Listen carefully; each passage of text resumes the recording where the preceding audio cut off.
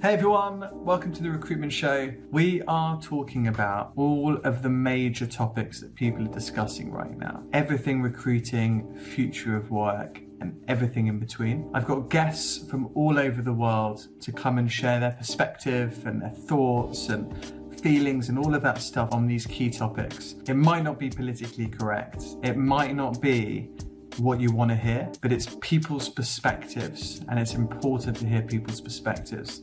I love storytelling, and I think one story can illuminate a million more and really increase our understanding of these topics. So sit back, whether you're watching live or after, grab a drink, take a seat, and enjoy. Richard, welcome to the Recruitment Show. Thanks so much for joining me. It's a pleasure to be here. Thanks for having me.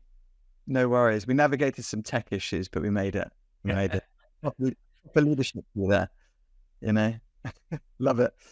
Just for those that don't know you, do you want to give us a little intro? Kind of your business is interesting. I know you've done a book recently as well.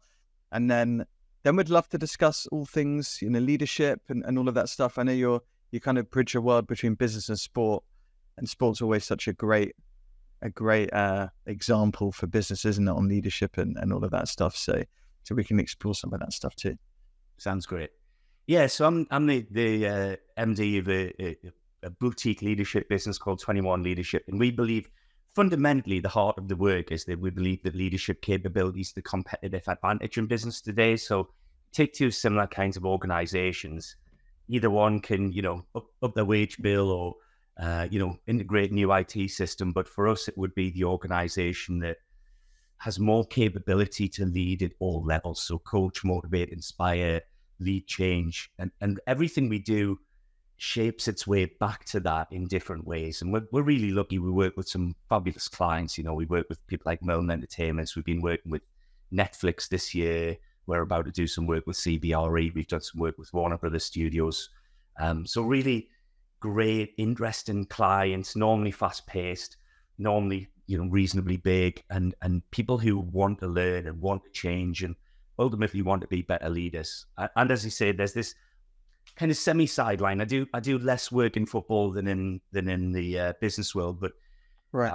I've worked alongside the League Managers Association, which if people don't know, but it's kind of it's a cross between the kind of governing body, the union, and the development body for professional football managers, soccer managers in the UK. In the UK, yeah. So they run various programs. They do a brilliant job for the members, and one of them is essentially a management diploma, like a business management diploma, but built for people who are really normally making their first steps into the upper echelons of professional sports. So I've run that, the leadership modules on that program for about 14 years now. And as a result of that, I've worked with a whole bunch of, top level managers and coaches and been into various clubs, and then ended up working in cricket and a little bit in rugby, various sports. So I'm really blessed, really lucky. Love that. Love to get your thoughts. So do you think leadership varies, or the significant differences for sport and business? Because you look at, say, soccer, football, cricket as well, you tend to have the manager, and then you have the captain, and then you have leaders on the pitch and things like that. Do you see similarities, differences? What's your view on that? Yeah, it's a brilliant question. I think for a sporting director, a manager, the head of an academy, the things that are going to get people to follow you as a leader are principally the same as if you're an MD, an HRD, a CIO, etc.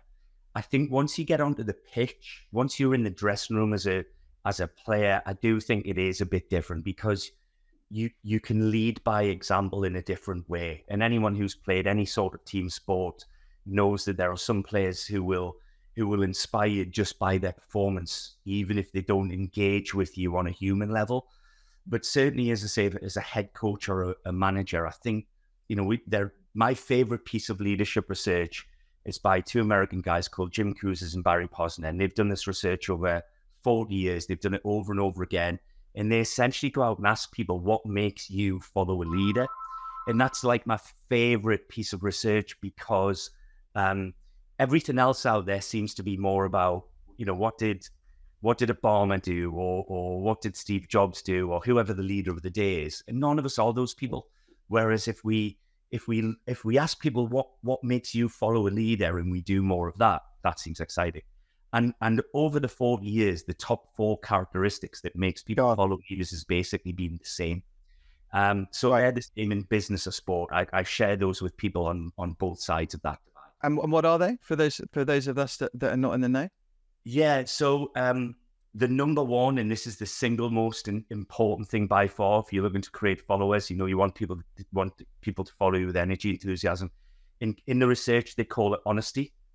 And actually, if you dive down below that, it's less about pure telling the truth all of the time, and it's much more about, are you authentic? Are you congruent? There's a phrase that works really well in the UK, and it doesn't travel well outside of the UK, but I'll give it anyway. There's a company called Ronseal that makes things like wood stain and varnish for fences and things, and their advertising campaign used to be Ronseal quick drying wood stain. It does exactly what it says on the tin, and really that's what makes followers follow leaders. That's the number one thing, that people look at us as leaders and say, you do what you say on the tin.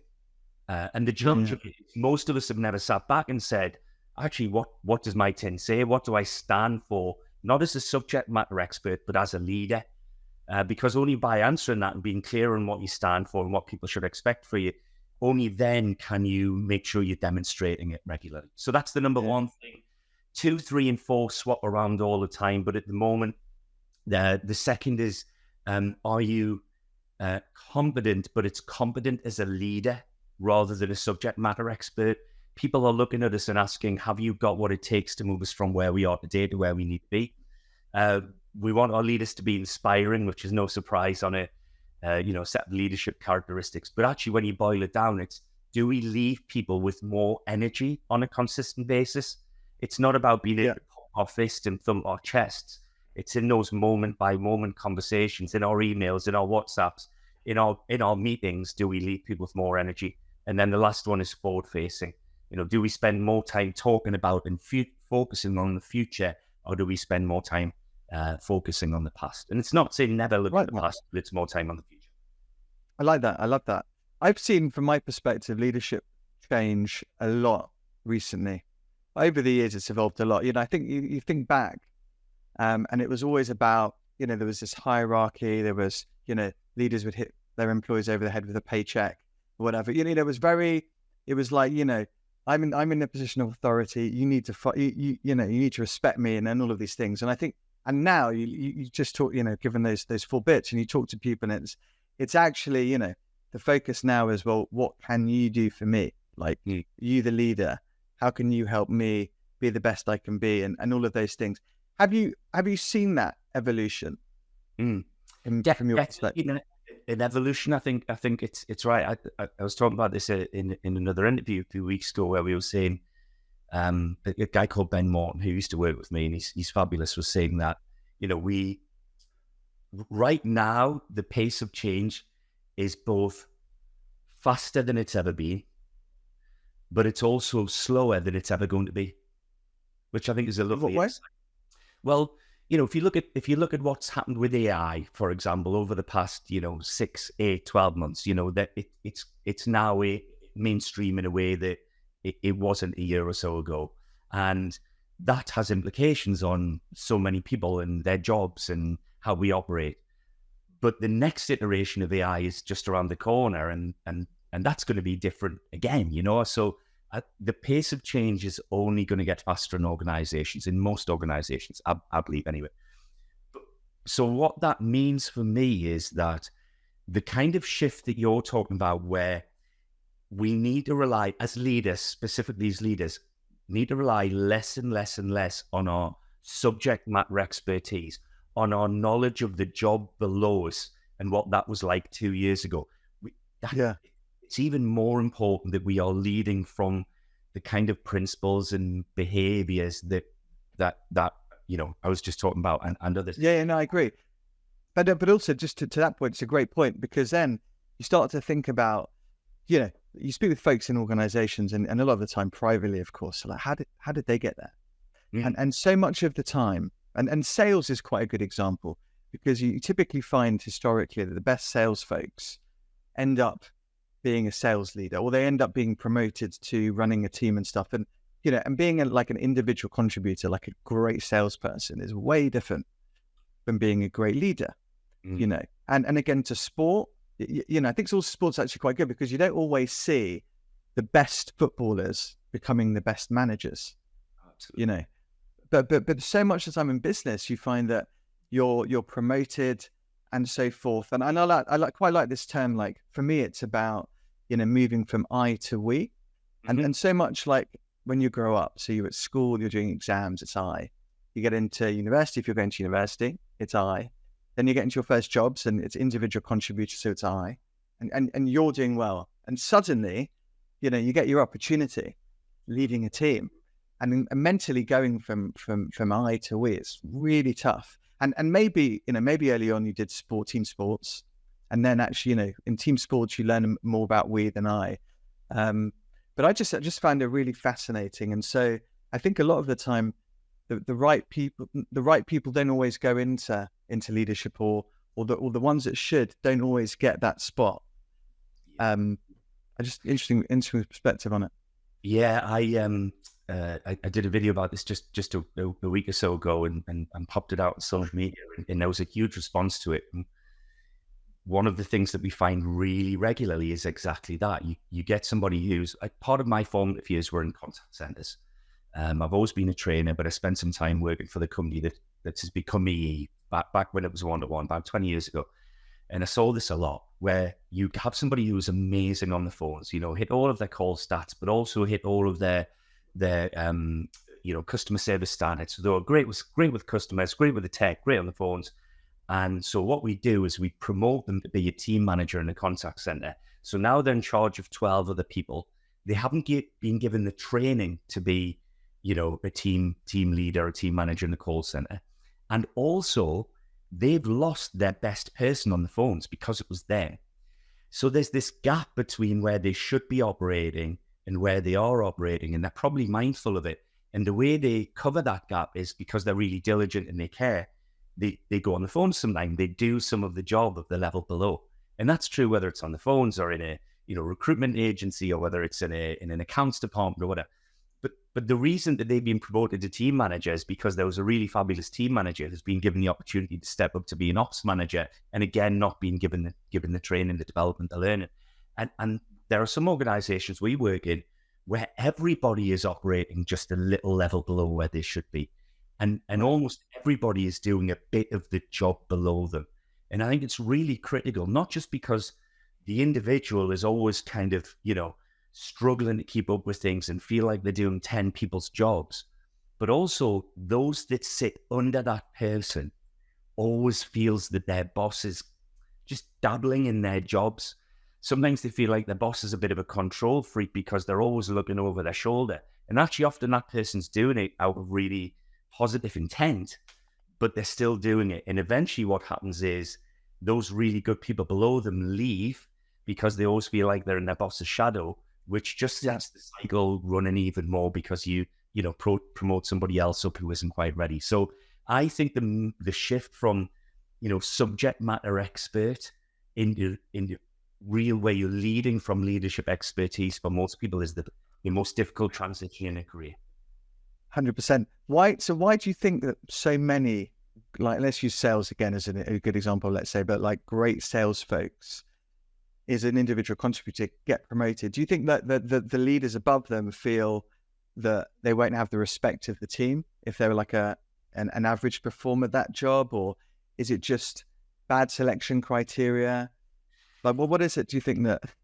Yeah, I do think I think it's about selection criteria and measurement. Actually, in a lot of cases, as you say, sales is relatively easy to measure, and the more complex the organization, the more complex the measure. But you probably got a target, either hit or not. But actually, the ability to measure and assess whether somebody has got what it takes from a leadership perspective is a little bit more challenging to work out, and very rarely built into people's kind of KPIs or performance measures. So one of the things we often say, if we don't do a lot on pure performance management, if you like, but if we talk about leading performance measurement, there are three elements of really good performance measures in our view. So one is there a performance measure that shows whether I'm doing it, a reasonable job or not? So am I hitting my sales targets? That's one element. A second element is a stretch target. So there should also be a target, which it might be an objective or a measure which is actually belonging to my boss, but they give me a bit of it to do to see if I've got that capabilities to stretch beyond my usual day-to-day job. And then a third element, which we call a cultural measure. So if we're in an organization that has a culture, that has a set of values, assume they're alive and breathing, not just stuck on a wall somewhere, but something that's like a behavioral indicator. Because one of the hardest things for people to manage is somebody who's a high performer, but who hasn't got the right attitude or is culturally inappropriate. Whereas if you build values in as a measure, so even if you write something in as an additional measure that says, and you do all of those things in line with our organization's values, firstly, that allows those people who aren't right, but also at least that's the basis. And it's a simple way of doing it, but of finding like what are the people who've got the right attitudes and behaviors to potentially move up to the right level. And of course, on top of that, what we should be looking for are the people who are demonstrating the capabilities of the level above, but the capabilities of what we need from the level above in 6 or 12 months' time, assume that they're not going to get promoted. And I just don't think organizations do that particularly robustly very often. No, I agree. But also, if you're an outstanding individual contributor, it's very different. Like, laser focused on the numbers, doing, whatever the job you're doing is, but you're, but to be a leader, just kind of maybe pulling together some of the stuff you talked about earlier. For me, I kind of almost put it down to the human skills, right? Like your communication style, leading with empathy, nurturing, developing people, like those attributes, right? Often, for me, set leaders apart. I mean, I guarantee if you think about the best leaders on the planet, they're the ones that lead with empathy, and it's that communication stuff. So, but that's it's difficult. In sport, quite a lot, as you say, one of the things often kind of challenged back to the managers and coaches I'm working with is like, you will know everything about the players in your dressing room. You'll know every stat. You'll know how many high intensity runs they made in the last game. But how much do you know about the people in the dressing room? And if you look at the managers who've been particularly good over the years, the kind of legendary managers, don't get me wrong, they fall out with lots of people, but often, I've heard tale upon tale upon tale of, I'll use Alex Ferguson as an example. Yeah, I was thinking about him. I was actually thinking about him myself. Go on. And people, he was really tough, and he wouldn't work today, but he was of a time. But I've spoken to a number of, I worked with Ole Gunnar Solskjaer for a little while, and I've had conversations with various other people over the years who played for him, and they'd say, he just had this way of knowing what was going on. So there was a conversation I had with a particular player who played for him. He said, I was one game away from going and knocking on the door and saying, why aren't I in the team? I think I'm better than them and I'm training hard. And I was just about to knock on the door, hadn't told anybody else. And the boss appeared and he sat down and he said, all of the right things that I would have wanted him to say. And it was like he was reading my mind. And I think people like that, and this is true in business as well, are really good at paying attention, and they know about the people in front of them, not just the statistics or the athlete in front of them. Yeah, it's just like almost like and being emotionally intelligent, just feeling you can appreciate what people are feeling, and obviously with Premier League football, which is what we're talking about here, there's high stakes, and it's like just results driven, right? Like I can't remember what the stats are, but most managers don't last a huge amount of time in these clubs, right? Like no patience from the owners, and it's very, focused on results. And so, the managers have to make very difficult, tough decisions quickly. but also keeping all of these folks that are earning, you know, I mean, you talk about a Man United, a Man City, Chelsea, whatever. These folks are earning serious money, right? Like these players are earning serious money and have big personalities and often, you know, thinking about you know, like they want to score lots of goals. So it's a real interesting, it's a tough thing to do, I think, managing those types of people in such a public eye as well. It's a difficult job. Yeah, and I look at people who have seen either first hand or second hand doing it really well. You know, there are fairly obvious examples. I think what Gareth Southgate has created with England has been fairly remarkable. I think people, football fans in particular, soccer fans, have quite short memory. You know, but he's changed the England team, the England squad, men's squad, from being talented but disparate to having this core group who bought into an ideal and I guess, you know, a vision, a purpose, whatever you want to call it, but a culture overall that they all want part of. And if you're not all in, you're not in at all. And sometimes people look at Gareth Southgate, think he's really nice and he's really articulate, and he is, but he's also very ruthless, which is part of the gig. I had two stints at Sunderland, which is ironic because my team's Newcastle and they're big rivals. But I had 2 stints at Sunderland. We'll edit that out, don't worry. It was an interesting side of us. But 2 very different kind of management teams. So one was a guy called Sam Allardyce. If people follow football, they'll know who he is. But if you don't, he's for many people, he's kind of the epitome of old school. But what he did brilliantly well from a leadership point of view, and he was going into what was a pretty broken organization, not just the team, but a pretty broken organization. He was fabulous at setting the direction and making it clear that the direction was non-negotiable. And then once he'd done that, he was a brilliant delegator.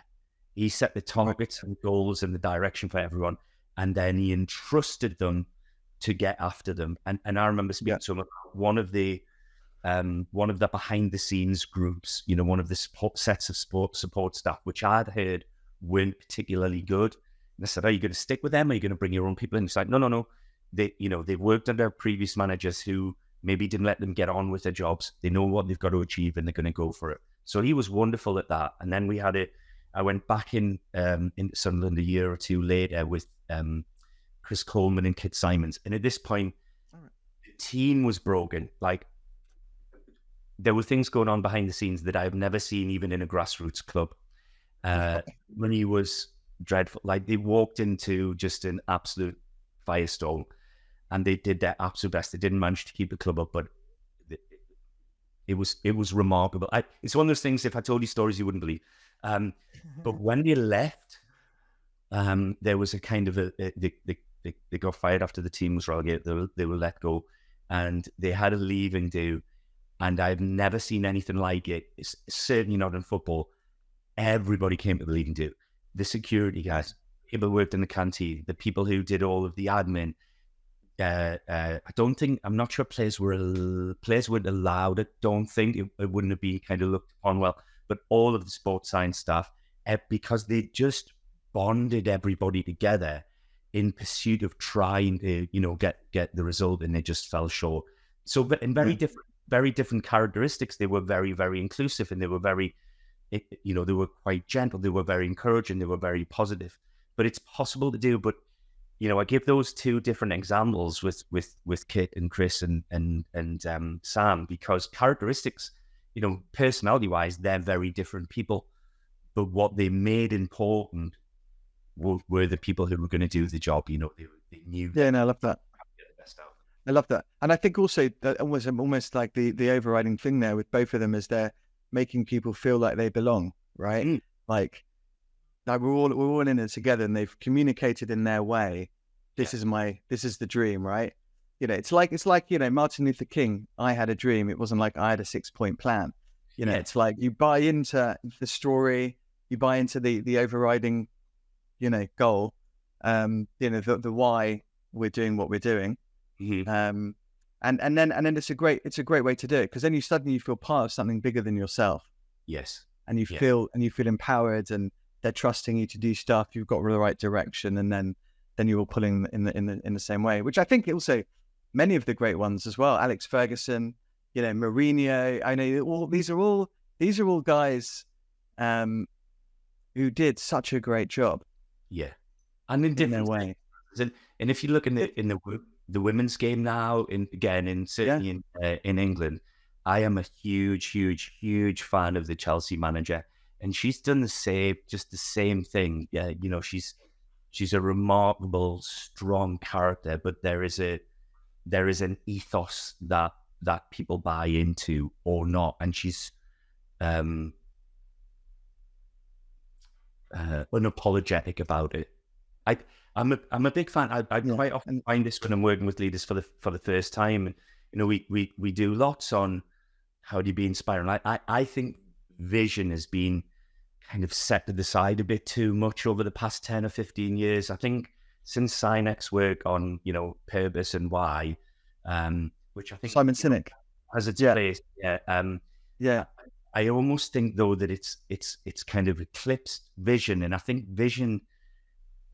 There aren't enough organizations that have got a real inspiring vision that all of the people are engaged in part of. So we do lots on the people side. We do lots on inspiring. We lots on how do you take people with you. However, there's a balance to that. There's an and, which is how do we be really unapologetic about that and let people know that they're either on the bus or they're off the bus with it.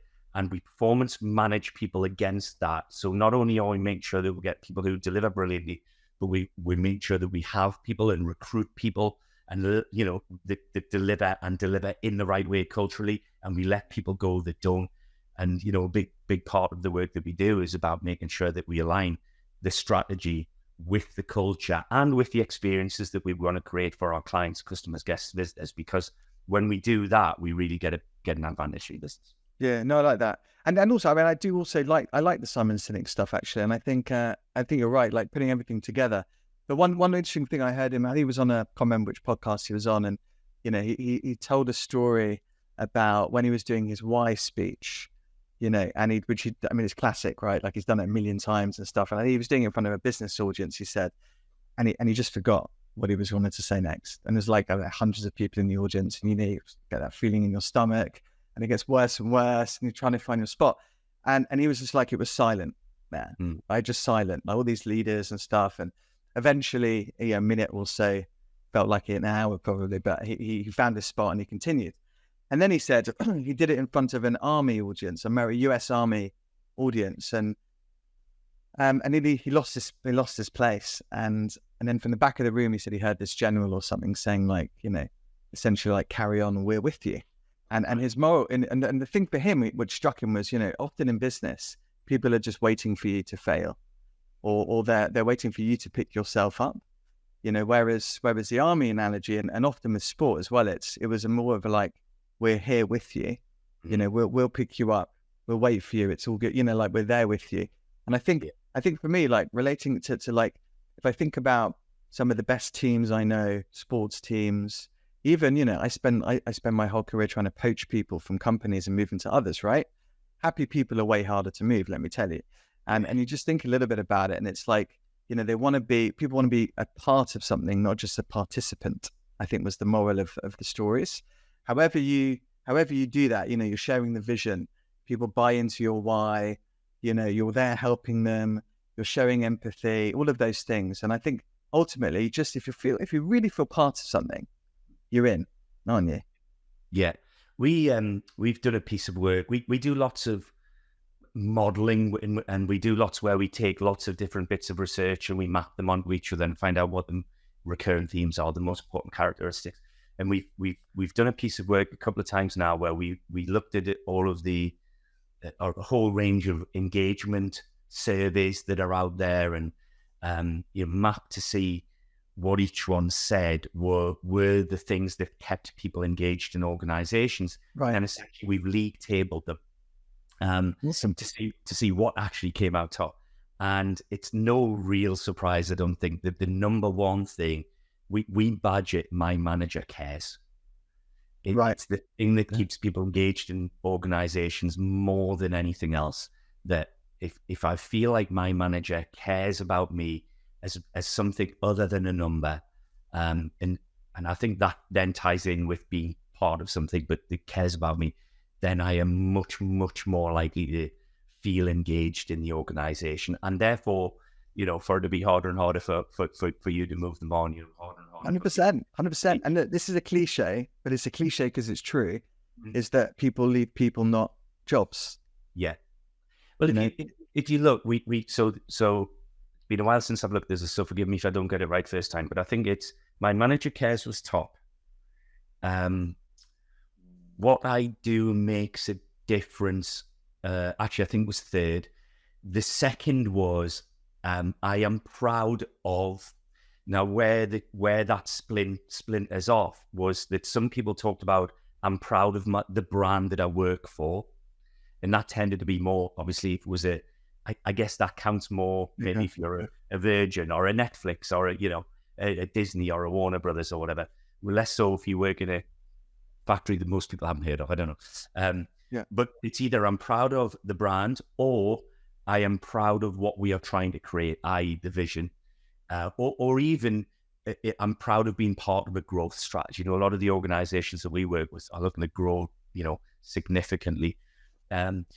So those things together, that my manager cares, I'm proud of what we're trying to do or what we're trying to deliver, and what I do makes a difference. Really, if you've got those to any degree, people are going to feel part of something. And the others are, I can learn, grow, and develop. Either in my career or as a human. And then the last one we call the social one. My friend, my colleagues are as much my family as anybody else. They're important too. But if you have the first three, as you say, people feel part of something. They want to remain, and they want to remain and make a difference. Yeah, no, I love that. I want to move on a little bit to the leader, like us leaders ourselves. And I found over the last few years, a lot of people struggled. A lot of leaders struggled, right? We obviously had COVID. There was a lot of burnout and all of that stuff. And I've got really quite interested in the kind of like, who does the go-to person go to when they need to speak to someone? And a lot of the time I think, being a leader, again, there was this caricature of, I've got all the answers, I'm strong, I don't need help. And, we wouldn't, but now it's great because more and more people are talking about mental health and the help that people are getting and stuff. But it's only been very recent, I think. Like it's been cool to speak about it, let's say. Yeah.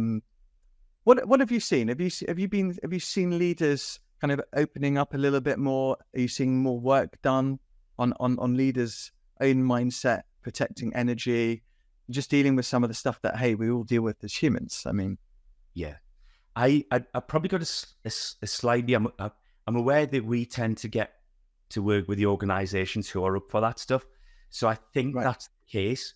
I would probably say there's a little bit of a chasm. I think there are some organizations who are really conscious of well-being, self-leadership.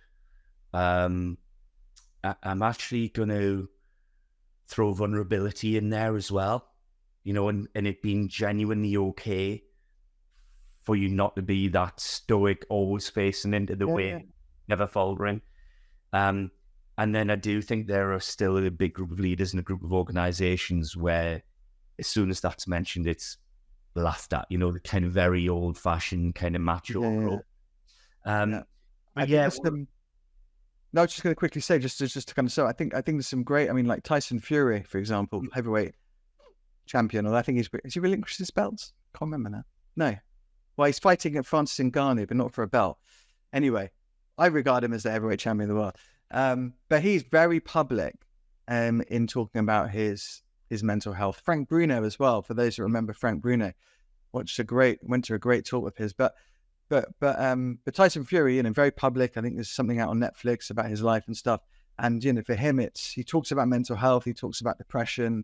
He talks about addiction. And for him, getting in the gym every day really helps him. But I think it's great that I'm not going to call him, he's a leader in that regard, because he is, not afraid to talk about the stuff and the challenges that he's going through.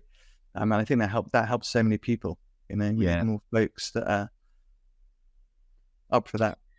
Yeah, I couldn't echo that enough. We were doing a piece of work in 2000, starting in 2018, ran into 2019, where we were looking at what needed to be in place to build an organization's capability for change before the change happened.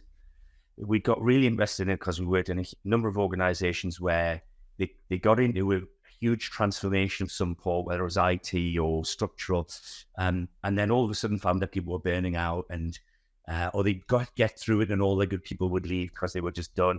So we were doing this piece of work where we said, what would need to be in place if these things were there, then went through the change, everyone would come out kind of better, surviving and thriving kind of thing. And we were just doing a soft launch in February 2020. So come March 2020, nobody really cared about managing change because we were all the biggest change ever. But the thing that stuck out through that was one piece that we identified, which we called self-leadership.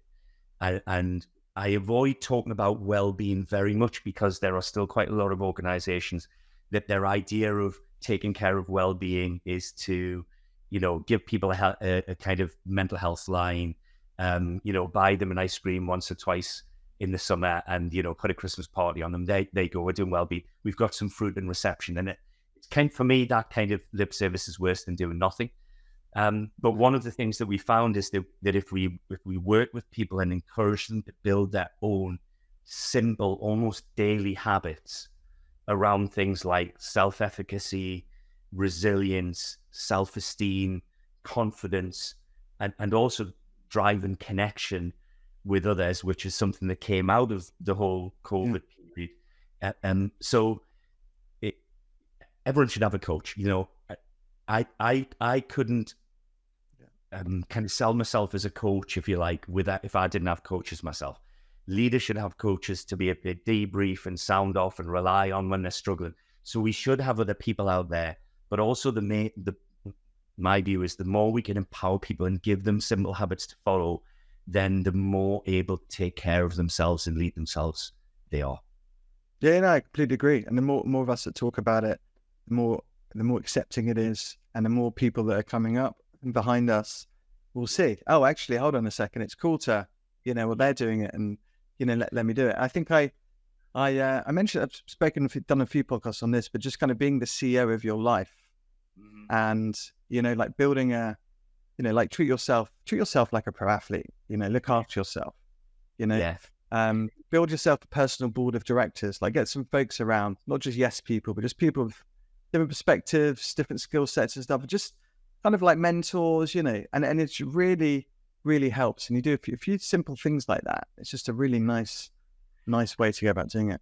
And again, I'm going to make the bridge between business and sport again. Like I try not to be evangelical about it because it's not up to me to tell anybody else what they should do. But as a sports person, when I go and do sessions with, and the last one I did was with a championship club, so kind of second tier in English football, and they were doing pretty well at the time, and we were doing some stuff on psychology and mental fitness and high performance.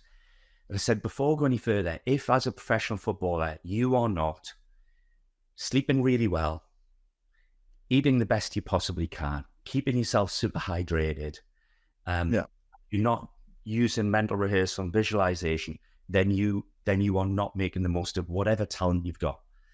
And if I transfer that to the kind of non-sporting world, I've just bought myself. In fact, I'll show you. I've just bought myself. That's two. Yes. I mean, I've got. Here you go. I've got like a not quite as big as yours, but bought it because I'm not very good at remembering to keep myself hydrated. And I was actually getting a massage because I had some problems with my hamstrings and my calves, and the person who's doing it was saying it's probably dehydration. If you're not drinking 2 to 3 liters of water a day, that's probably the problem. She went, do you get headaches? And actually, I get migraines reasonably regularly when I get them. She said that is dehydration and a lack of sodium.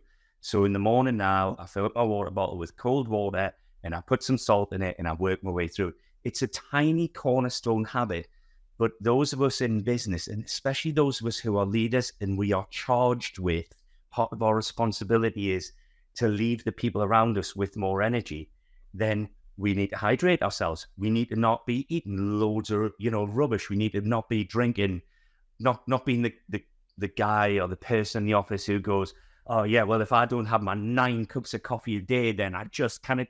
Nonsense. Like, change that as a habit, because it's not. I love coffee, but don't be relying on energy drinks. Don't be walking around with your can of Monster and think you're being a good leader.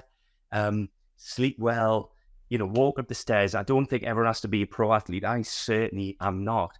But it's really hard to lead other people and lead them with more energy if you're out of breath by the time you walk into the office. Yeah. I do think it is part of the overall responsibility. We have it in one of our leadership principles that, no matter how good a leader you are no good to somebody if you're ill or dead. So make wellness strategic priority. Yeah. I mean, look, you've got to be on the pitch, otherwise you can't play the game, right? So you've got to be mentally and physically fit. I'm all in on that. I speak a lot about this. It's so important. You're going to be working for a long time, like a long time, 70 years plus, whatever.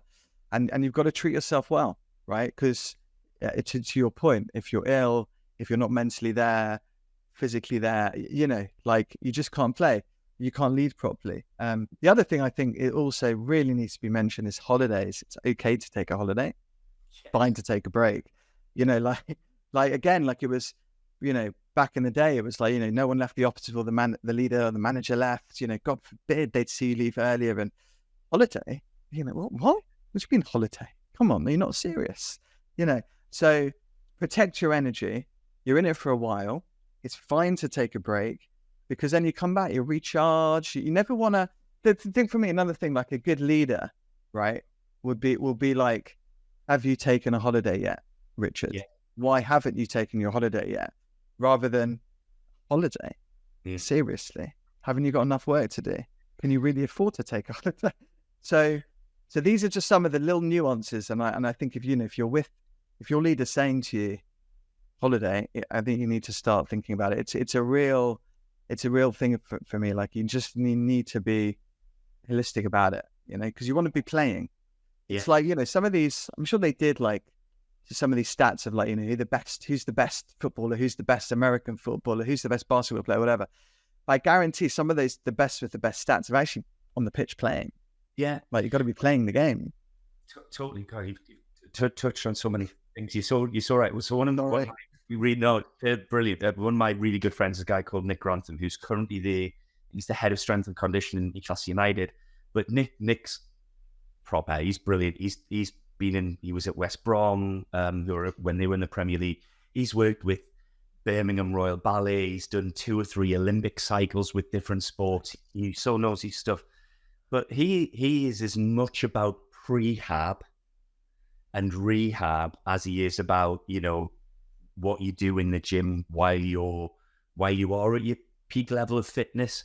And he's kind of like, if you don't do the prehab, if you don't do, take care of yourself before you get to the work, then don't be surprised if you get injured. And I think you're right. You translate that into the business world. We've got three values in our organization. They are honesty, balance, and commitment. And Matt, who's one of my colleagues, was up on Friday, and we were having a conversation about what balance looks like to him and what balance looks like to me, because it's different. Our children are slightly different ages. We've got different things going on, but the fundamental balance is not, as you say, working all hours, just focusing on, always being there for clients, no matter what. We love our clients and we'll do almost anything for them in the right context. But I've just taken a couple of weeks off, which was slightly unplanned, and things have backed up. And but I just needed. We were having quite a challenging school holidays with one of our kids in particular, and I was trying to do a bit of this and a bit of that, and I was just like, no, what I need to do is focus myself there, and then I'll come back and focus myself there. And as you say, in an organization, if you've got a leader who makes it important to their people, again, it goes back to my manager cares, right? You want to keep people engaged in your organization. Make sure they take the holiday. Make sure they get their kids carol services and Christmas plays, and make sure they get to their parents' evenings and their dentists, and their productivity will go up so much you'll not even question the wisdom of it. Yeah, it's amazing. And you haven't got to go on a long, expensive 2-week thing. It's like, regular breaks is good. Yeah. Like even if it's a long weekend, staying at home with the family, whatever works for you. Yeah. But just Lewis is in this point, I think, is demystifying leadership. There are some things in leadership that are quite complex. Like we do quite a lot on strategy and helping people to understand what strategy really is and what it isn't, and how to help people to build a strategy properly, because not many organizations do it. And if we ask most boards, we go and ask boards, what's your definition of strategy? And often we get different answers all around the table. But building a strategy, as an example, is fairly complex. But there's lots about leadership that doesn't have to be. And this kind of thing of just making sure people are taking holidays and taking care of each other, it doesn't have to be wrong. But you know what though? I bet you more leaders focus on the strategy stuff or learning how to do the strategy stuff than just, there's a lot of folks around, let me tell you, that just, like someone who's entering the workforce, they've never learned how to work, how to manage their day, there's all of this human stuff that we talked about at the beginning of the show, that I think you get that right as a leader and you're honest about it. I put my exercise in my diary, holidays in my diary, unapologetically. I want people to be able to do the same thing and not feel that they can't, do any of that stuff. Then I think it's really good. Like then people will feel like they're belonging, that they can be themselves, they can do their best work. It's a good thing, I think, to double down on. 100%. Those simple building blocks. If I take that up a little chunk, how many organizations have you come across that are talking about how they're hemorrhaging people at the back end and how much their turnover is costing them as an organization? But then you look at the front end and their whole onboarding process is either broken or non-existent. And you go, but if you fix that, put that in place, that's going to have a much bigger impact. And you go, oh, yeah, but we're really busy. There's the kind of fundamental human principles and building blocks. And then you kind of, once they're in place, it becomes easier to then take care of the next kind of fairly obvious thing. And then actually we can start building really great cultures, etc. Absolutely. And by the way, just for anyone listening, don't mistake this for being not extremely motivated and wanting to do, wanting to do well and just outstanding. Because there's sometimes a misnomer, like, the caricature again is like, just super ambitious. And then those folks, it always goes, if they work 24/7, they never take holiday, they have 5 hours sleep and stuff like that. So what I'm talking about, do not mistake it for not having a burning, crazy ambition to do well. But I'm talking about like having that over a long period of time and being able to invest your energy way, way better than the 5 hours sleep, 24/7 vibe. Like even on my most productive days, so here's another very simple thing, just in case anybody hasn't come across it. On my most productive days, almost without fail, I use the Pomodoro technique, which again, if anybody hasn't come across it, at its most simple is you work for 25 minutes and you have a 5-minute break. And then you work for 25 minutes and you have a 5-minute break. It sounds so simple. First time I heard it, I thought it was so simple it wasn't worth doing. It's kind of not how I like to operate. But there's a program, it's called Kanban Flow. And it does lots of things. You can prioritize your whole work on it. It can be a workflow planner. But all I use it for is essentially, you can put a to-do list for today and tomorrow. I'm not great with to-do lists, but I put it on, and then it's got a Pomodoro timer. And that's the main thing I use it for. And it reminds us 25 minutes, the bell goes, it's quite an annoying bell, and it tings until I press the button and I go away, I get a drink, or I might ring home, or I do, have a bit of a stretch or whatever, and then it tings again and I'm back on it. In those days, I get the most done, and the time passes. And that's it, isn't it? It's high performance, delivery, getting things done, because, nobody's more competitive or driven when it comes to my business than me, but also like I want to go home and have energy for my kids, and I want to have the right energy when I do things like this. So all about balance. Yeah. Love it. What a great place to end, Richard. Thank you. And it's also 50 minutes. You're due 10-minute well, how many breaks? 5 minutes per 25 minutes? You got 10 minutes there. Exactly. Yeah. There you go. Love it. Thank you so much for joining me. I really appreciate it. Where can people find your book and connect with you on LinkedIn, I guess, and like where the best place for people to find you? Yeah, I'm on LinkedIn, on all the social medias. The book is The Alignment Advantage. You can certainly get it on Amazon, or if you visit 21leadership.com, that's 21 in words, you'll find links to it there as well. So it's been great to meet you, Lewis. I appreciate it. Thank you so much. Have an awesome day. See you soon. Thank you so much for watching. Hope you enjoyed it. Please do not forget to subscribe in all the usual places: YouTube, Spotify, Apple Podcasts, anywhere you like to watch or listen to a podcast. Any comments or feedback, please drop us a DM. If you've got anything that you want us to discuss, again, feel free to get in touch. Have a wonderful day.